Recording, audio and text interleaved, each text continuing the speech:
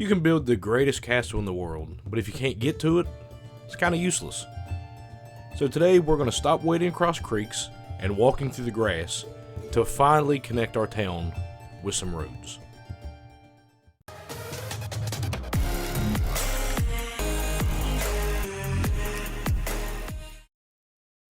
Welcome back to week 5 of our Medieval Village series.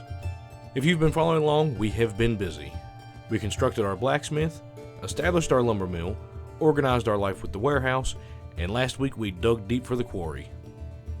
We have the resources, we have the industry, but right now the town feels extremely disconnected. So today we're going to be putting the infrastructure that ties it all together. We're going to design a survival-friendly medieval bridge that looks structural and sturdy. Then we're going to master the art of road building, because nothing ruins a build faster than a flat, straight line of gravel. By the end of this video, your world won't just look like a collection of buildings, it will look like a proper medieval town. Let's get to building. First things first, location. In a survival world, you want your roads, and therefore your bridges, to be functional. Make sure you don't build it where you think it would look cool if it's going to wind up being 500 blocks away from where you actually walk. You need to find the naturally desired path. Simply put, just imagine the line that you run every time you go bouncing between your buildings. That's where the bridge and your roads are going to belong. For my bridge design, I wanted to find a slightly narrower section of the river. I couldn't find one here because the river is so wide, but I'm just going to build it over the creek to my lumber mill. The smaller the crossing, the less resources. Remember that for survival. For this bridge, I'm going to choose a width of 5 blocks, which sounds kind of wide for a bridge this short, but that gives us a 3-block wide walkway with raised edges on either side, and since my side walls are going to be the shelf blocks, it's actually going to make the bridge look a lot thinner than it actually is block-wise. If you're worried about symmetry and stuff, a quick pro tip is to always build in odd numbers. So a 3-wide path allows for a distinct center block, which makes detailing so much easier later on, with fences or with hanging lanterns to come down to hang on either side or just directly in the middle. If you go even, I promise you're going to just keep constantly fighting for symmetry, but if that's what the look is that you want to go for, definitely shoot for it. Next up, let's talk structure. A bridge needs to look like it can hold its own weight, not to mention the extra weight of carts and people strolling across it. So, we aren't just going to be floating a slab out across the water, so we need to start with the pillars.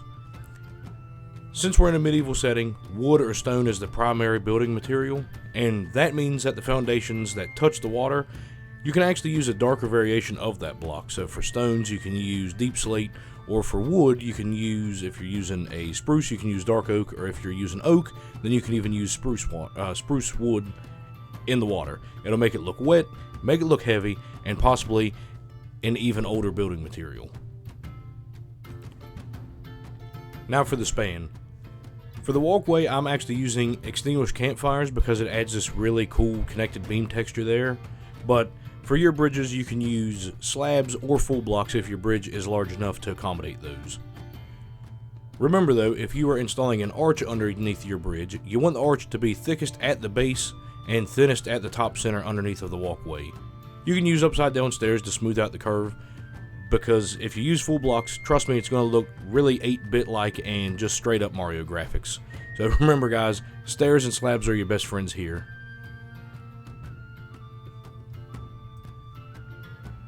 So have you noticed how I'm extending my support beams from the one side of the columns to the other side?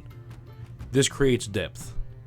So flat walls are the enemy of good building. So by using the shelf blocks as walls on top of those logs, it allows me to create depth within that same single block entity. This means we create shadows, and shadows create texture. Now for the walkway itself, remember I said I was using campfires for mine? For your bridge, if you're using stone, wood planks create a very nice contrast between the cold gray stone of the support structure and the warm wood of the path. This tells a story. The foundation is permanent, but the planks are replaced as they wear out. So with all of that, the shape is done. But if your bridge is all stone, Right now it'll look a little too new. So in a medieval world, things are going to be weathered, and they're going to need to look weathered.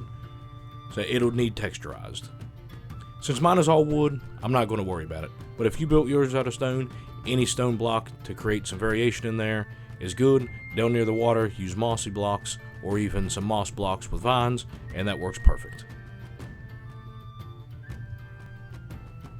Up next is foliage. So you can drag some vines down your bridge to show its age, or if you are in the jungle where vines are, the vines are going to make it blend in a lot better. Another thing you can do is where your bridge connects to the land at, you can go place around a few leaf blocks to make it look like there are some bushes there on the edge of the bridge. And what this does is it blends in the man-made structure of the bridge back into nature, and it makes it look a lot better and makes it flow a lot better together. The bridge is standing, but it leads to nowhere. So now we need to add in the roads. And please listen to me carefully. Do not build a straight line, whatever you do. Nature doesn't do straight lines, and neither should you. When you're connecting your bridge to the warehouse or the quarry, just add in a gentle curve. It might take you a half second longer to walk, but it makes the world feel much more organic. When it comes to the palette for this specific medieval road, I'm going to blend it into the road that I already had here with this massive bridge, and the palette for that is simple. We are using granite, cobblestone, gravel, and coarse dirt. You can kind of mix in some other blocks there, like some oak planks look good, or you can mix in some path blocks. Either way, just something that makes it look really worn down and not very upkept, because it is just a road out in the country. Roads in the city are more upkept, so you could use textured blocks like stone bricks, but out here, blocks that look like they're worn down and just kind of happen there from continuous foot travel are the key. Now if you're in survival and you're trying to figure out how to make your road or which way to make it kind of curve, just start spam clicking with your shovel and you'll carve out a main route. It should be extremely messy. Some spots are going to be 2 blocks wide, some are 4, but the variation is going to be key here. So once the shape is there, just replace the edges of the path with coarse dirt. This simulates a muddy transition between the hard-packed road and the grass. Throw in patches of gravel in the center where the heavy traffic would be, and you just carved out a road.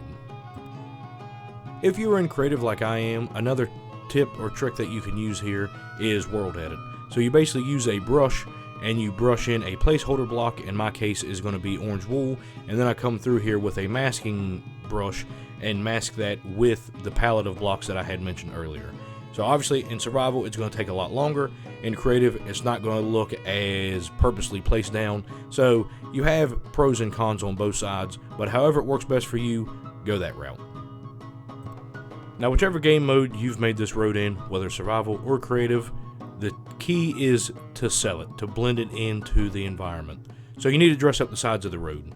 You can place in custom bushes with oak leaves, or you can go and add in fences. And if you do fences, make sure you choose one at random and make it 2 fence posts high.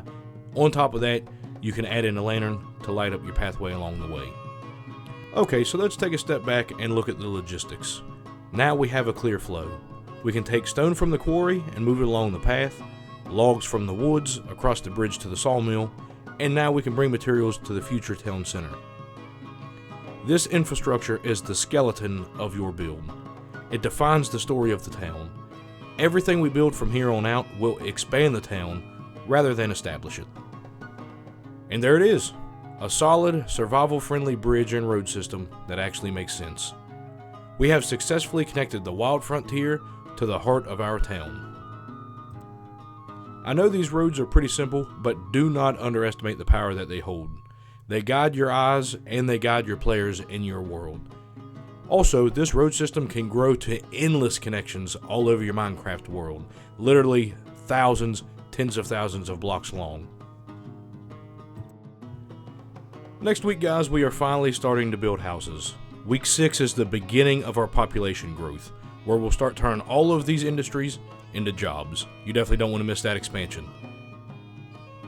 Alright guys, so I do want to get these comments up, moving, and stirring around, and getting conversations moving along with you guys. So, if this tutorial helped connect your world, hit that like button. But, let me know in the comments, do you prefer stone bridges or wood bridges? I'll see you in week 6. See you later and catch you on the next one.